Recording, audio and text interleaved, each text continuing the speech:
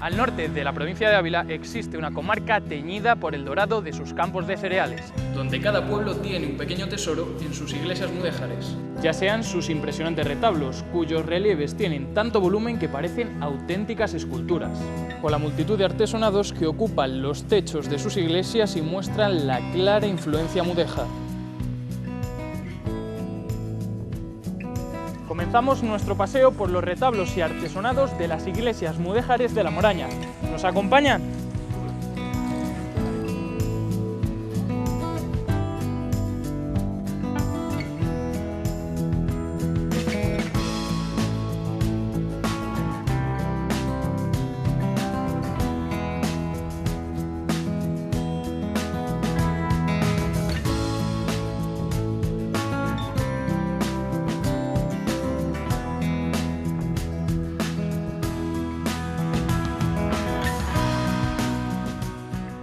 Comenzamos nuestro paseo en el pequeño municipio de Flores de Ávila, y a la puerta de su iglesia nos recibe Angelines, vecina de este pueblo y guarda de llaves de Nuestra Señora Santa María del Castillo. Hola, buenas Angelines, yo soy Samuel. Hola, yo soy Angelines. Muchas gracias por haber venido a ver la iglesia de nuestro pueblo, que es nuestro gran orgullo. Nos hallamos ante el principal monumento de la localidad, y en su construcción podemos adivinar algunos de los elementos de la antigua ermita mudéjar sobre la que está construida, como la espadaña que actualmente se encuentra empotrada en su torre. Existía una iglesia primitiva y esa iglesia que servía, decían que como mirador, está construida como en un alto del pueblo, que en aquel momento era muy pequeña, si lo habéis visto antes, están tapadas las ventanas que son de espadaña. Y luego sobre esa iglesia ya se edificó, en el siglo XVI, se edificó esta. Y aquí en uno de sus lados encontramos otra reminiscencia de esa antigua ermita, la que fuera su puerta en un arco de ladrillo.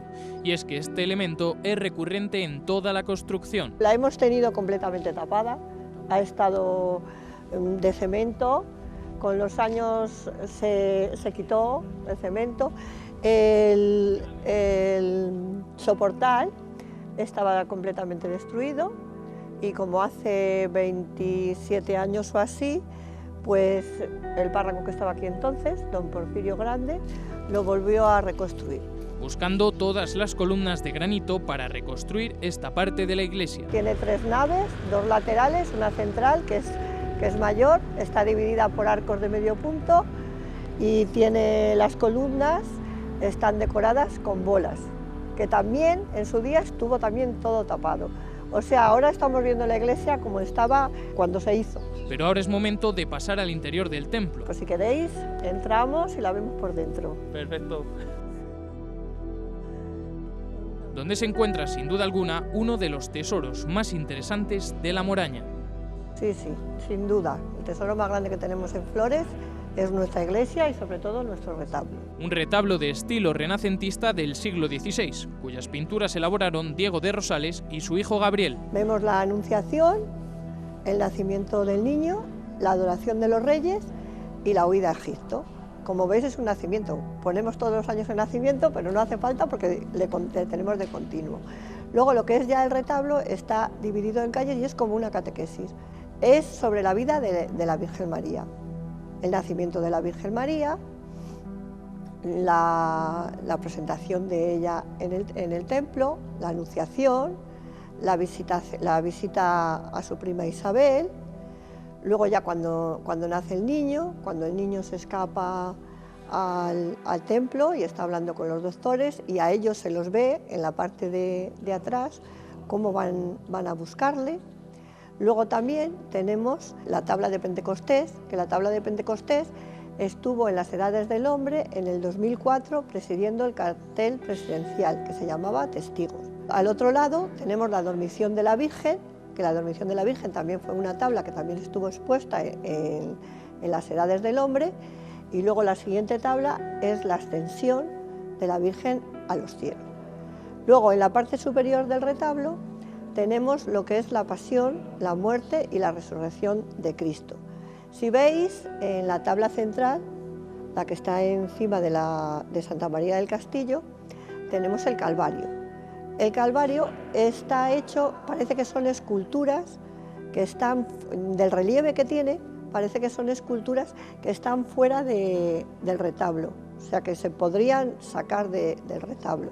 Y luego en el medio, después debajo del Calvario, tenemos a Santa María del Castillo, que es la que preside la iglesia, la que da nombre a nuestra iglesia, que es románica, es del siglo XIII. Entre la calle izquierda y la calle derecha del retablo tenemos a los apóstoles de Jesús y también a los evangelistas, que son ya esculturas.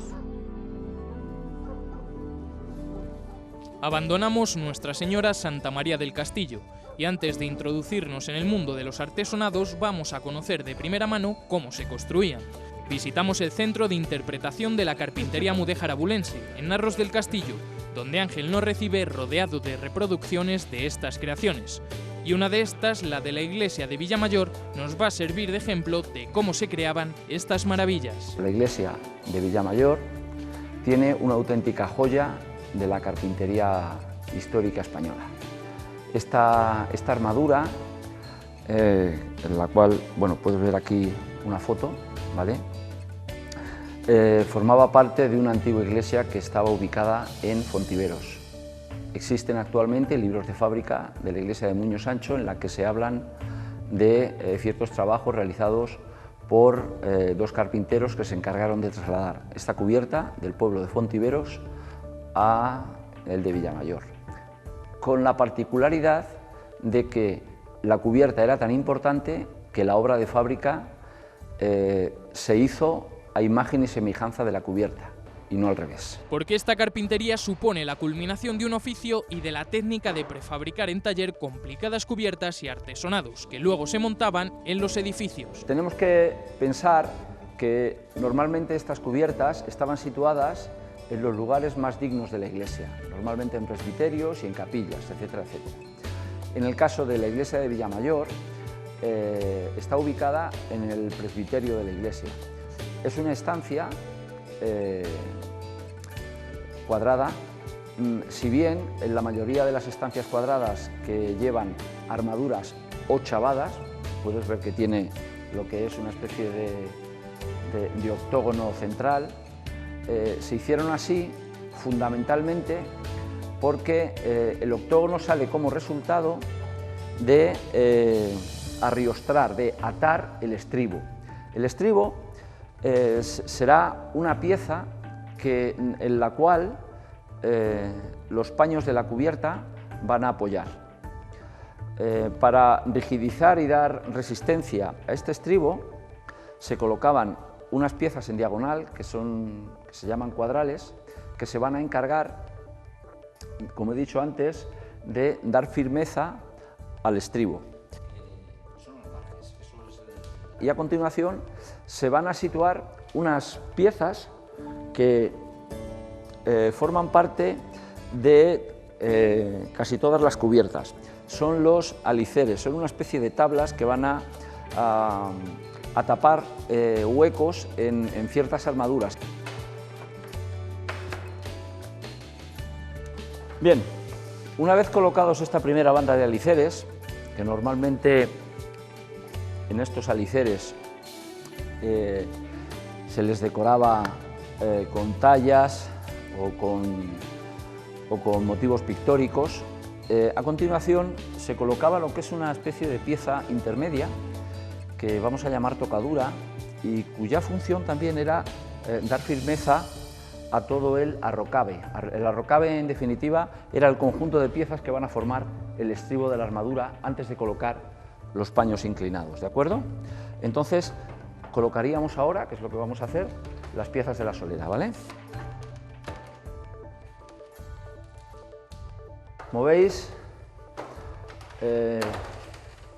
la sucesión de soleras contribuye a armar, si cabe, más los aliceres. Ahora colocaríamos la segunda banda de aliceres. Puedes observar que tienen una inclinación hacia adentro. Bien, esta inclinación hacia adentro se llama acuesto y todas las armaduras, todas tenían un ángulo de acuesto. El motivo fundamental, primero, es un motivo estético y visual. Se mira desde abajo hacia arriba y se aprecia mucho mejor la decoración. Y segundo, por razones obvias, es decir, aquí no se acumula nunca ya el polvo. Pues una vez que tenemos colocado ya la segunda banda de aliceres, llega el momento de colocar el estribo. El estribo es la pieza más generosa de cuantos elementos componen la rocave de la cubierta y va a ser la pieza destinada a recibir los esfuerzos de los pares. ¿Qué son los pares? Pues mirad, los pares simplemente son las piezas inclinadas que forman la cubierta. Bien, bueno, tenemos que pensar que obviamente el estribo se colocaría sobre obra de fábrica. Esto al fin y al cabo es una reproducción destinada a montarse y desmontarse, pero tenemos que imaginarnos que todo esto está perfectamente apoyado en obra de fábrica, ¿de acuerdo? El carpintero va a unir varios pares con el propósito de colocar sobre estos pares, en el caso de Villamayor, la tablazón, la pieza de madera donde va a ir situada la lacería. Esta cubierta, como se realizó en el curso anterior, se hizo de tal forma que cada uno de los 8 paños que componen esta cubierta representa una fase de su realización. El proceso de montaje de estas cubiertas era bien sencillo, únicamente debían de colocar el almizate a la altura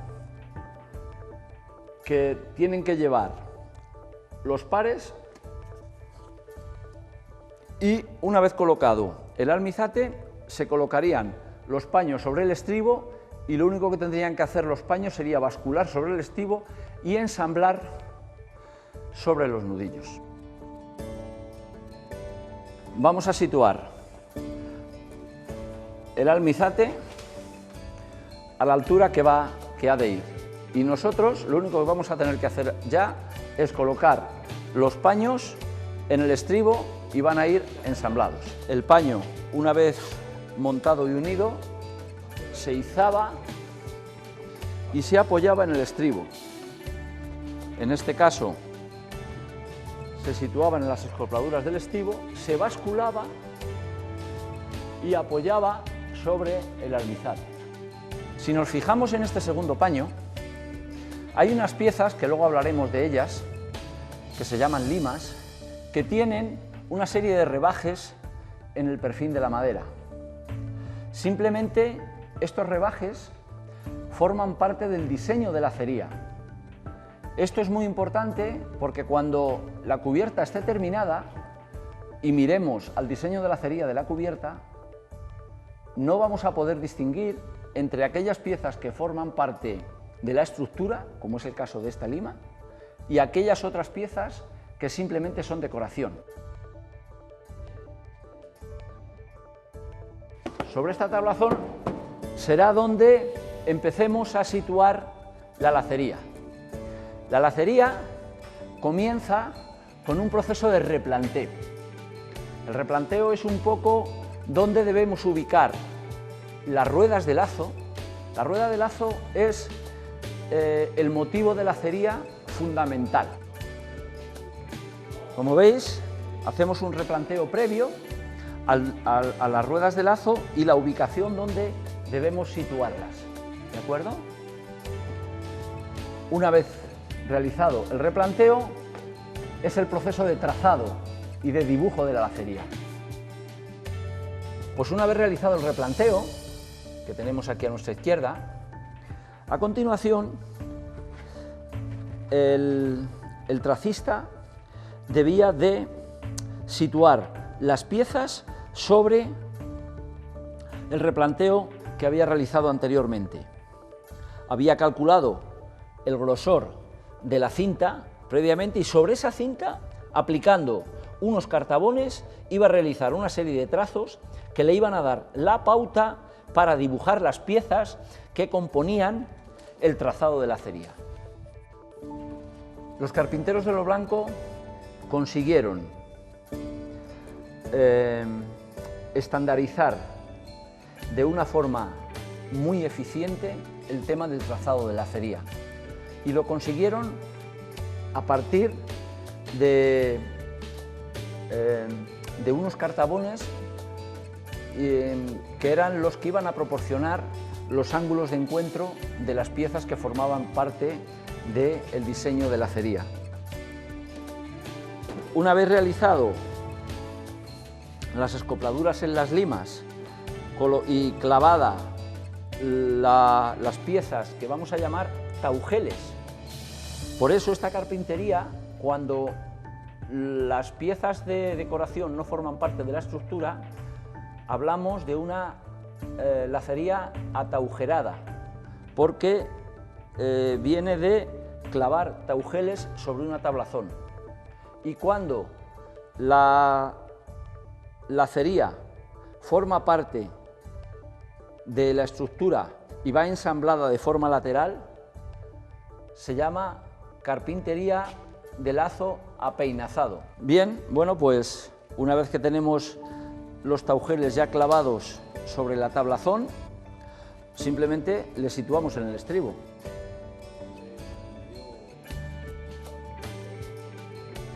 Pero aquí no terminaba la lacería.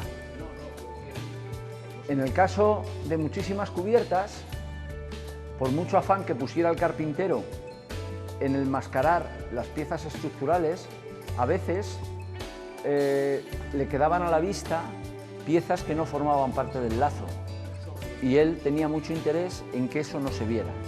Eso se resolvía de una forma muy interesante, y es que todos los huecos generados por la rueda de lazo serían tapados con unas piezas que normalmente iban o policromadas o talladas. Este oficio, el oficio de la carpintería de Lo Blanco, tiene su punto álgido en el siglo XV. En el siglo XVI todavía, como he dicho antes, hay un numerosísimo conjunto de armaduras que se realizan. En el XVII, la provincia de Ávila también cuenta con muchísimas cubiertas, sobre todo la zona del Valle Amblés, cuenta con muchísimas cubiertas realizadas en los últimos años del siglo XVII. Incluso me he encontrado algunas del XVIII. En el siglo XVIII el oficio de la carpintería de Lo Blanco se pierde. Y que dejó en Ávila 90 armaduras con lacería y medio millar de armaduras históricas, un número similar al de provincias como Sevilla o Málaga, lo que nos muestra la importancia del gremio de la carpintería de Lo Blanco en esta provincia. Y para ver in situ uno de estos magníficos artesonados, nos despedimos de Ángel y viajamos al cercano municipio de Fontiveros, donde se encuentra San Cipriano, la iglesia mudéjar más grande de toda la Moraña. Ya saben que el nombre de Moraña viene de moros, y la anécdota de Santa Teresa es que cuando Santa Teresa huye y le recoge su tío en los Cuatro Postes, decía que venía con su hermano Rodrigo a tierra de moros. Y claro, el camino que emprendía era el camino de la Moraña. Y por esa razón, como nos señala Porfirio, párroco de la iglesia de San Cipriano, el estilo mudéjar fue predominante en toda la comarca. Por la construcción de ladrillo y también porque había quedado población residual de árabes, y entonces el estilo mudéjar se continuará trabajando durante siglos, sobre todo en los artesonados. Tenemos una iglesia gótico mudéjar de 3 naves, con la cabecera que fue destruida, que fue eliminada para sustituirle por este crucero. La estructura de 3 naves es del siglo XIII al XIV. Y el crucero es obra de Lucas Giraldo y de Rodrigo Gil de Ontañón. Se hace el crucero entre 1564 y 1546 y 1564. Los arcos, si los mira ustedes, aquí sobre todo las arcadas, verá que todos los arcos son un poquito apuntados, que es lo característica del gótico. Y en el mismo arco, pues ven el elemento este que son la forma hacer así, que se llama el alfil, que es también propio del estilo mudéjar. Así que ahí lo tiene. Luego la construcción también se lo llama mudéjar, la construcción en cal y ladrillo y canto. Toda la construcción es aquí de las naves, es de cal y canto y de ladrillo. Y luego el artesonado pues también pues, es mudéjar por el estilo mudéjar de trabajar figuras geométricas y vegetales. Porque cuando entramos en San Cipriano, la cabeza se levanta inmediatamente hacia el techo, para de esta manera disfrutar de un artesonado de hexágonos de almirante con espiga en los faldones, aunque 2/3 de este artesonado fue arrasado por el fuego en el año 1546 y sustituido en 1570 por armaduras de par y nudillo. Además, esta localidad es famosa por ser la población natal del escritor y místico San Juan de la Cruz. Aquí está la pila bautismal donde fue bautizado San Juan de la Cruz. No sabemos la fecha exacta del bautismo porque no había actas de bautismo en ese momento, pero ahí tenemos puesta un letrero de que en esta pila se bautizó San Juan de la Cruz, como era costumbre de bautizarse en el sitio donde se nacía en el periodo de 8 días después del nacimiento. Pero estos no son los únicos tesoros de San Cipriano. El retablo es un retablo barroco, está echado en el medio.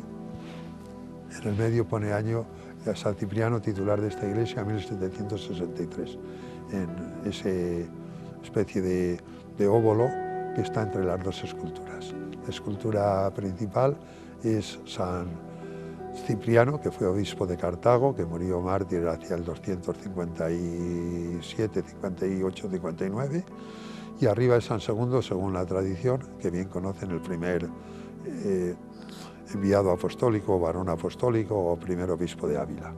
Y al lado son nuestros dos místicos, Santa Teresa de Jesús con la pluma y San Juan de la Cruz mirándola de frente a nuestra izquierda, levantando la cruz como signo de su espiritualidad y de su nombre. Pero si queremos disfrutar de un artesonado más de cerca, aunque eso sí, de menores dimensiones, solo tenemos que desplazarnos hasta la cercana Cantiveros y visitar la iglesia de San Miguel Arcángel, un templo hasta el que nos guía Porfirio y que nos va a descubrir Ana. Es una iglesia un poco particular, porque es una iglesia, siempre estamos acostumbrados a ver las iglesias en 3 naves, ¿no?, tripartitas. Sin embargo, esta tiene solo 2. Esta nave central, que es la más grande, que es la que tiene el ábside, que habéis visto, también se ve por fuera, un ábside mudéjar fenomenal, pero tiene una segunda nave que no se sabe muy bien si es una segunda nave o una capilla doble que se hizo con posterioridad. Entonces, en eso sí es bastante especial. Es una iglesia que esta nave central vendría a ser del siglo XIII-XIV, y sin embargo ya toda esta zona más añadida, bueno, pues ya del siglo XVI, al igual que luego ya todas las cubiertas del siglo XVIII.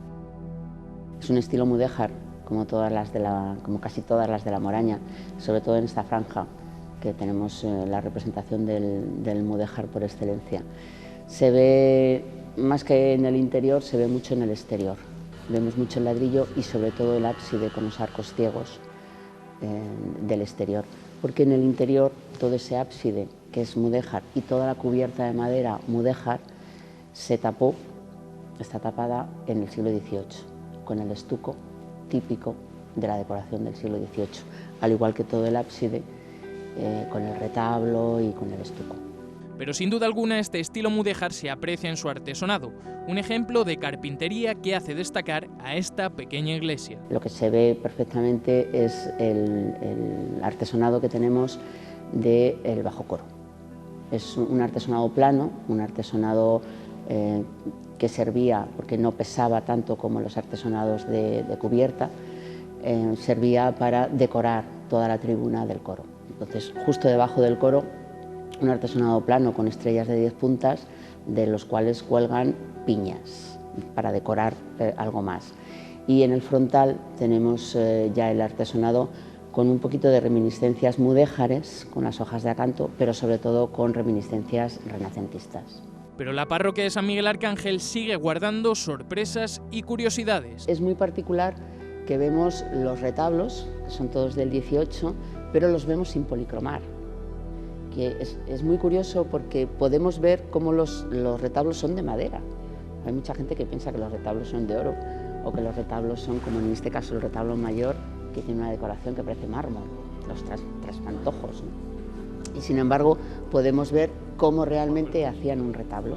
Le hacían todo de madera y después le policromaban con el pan de oro o con pintura, con ese engaño al ojo que parece mármol. Pero eso es muy curioso. Por supuesto, el tesoro fundamental para Cantiveros es su Virgen, la Virgen de la Vega, que la tenemos en aquel retablo, que es un retablo distinto a los que tiene la iglesia porque viene de una ermita, de una antigua ermita. Y en ella colocaron después la Virgen de la Vega, una imagen muy venerada en Cantiveros y con unas pinturas referentes a parte de la vida de la Virgen. Y luego, bueno, tiene el retablo mayor con un San Miguel, que es el titular de la parroquia, del siglo XVI. Tenemos varias tallas del siglo XVI y muchas del siglo XVIII. También un gran tesoro que además ha estado en las Edades del Hombre son dos pulseras de retablo, que no sabemos muy bien de dónde han venido, si de Valladolid o de dónde. En un primer momento estaban situados en la capilla del baptisterio, fuera. Representan San Benito y San Jerónimo. Son del siglo XVI y son una verdadera hermosura. Ahora están decorando lo que es toda la entrada, digamos, hacia el retablo mayor. Desde Cantiveros nos despedimos. Esperamos que hayan disfrutado de los retablos y artesonados de las iglesias mudéjares de La Moraña.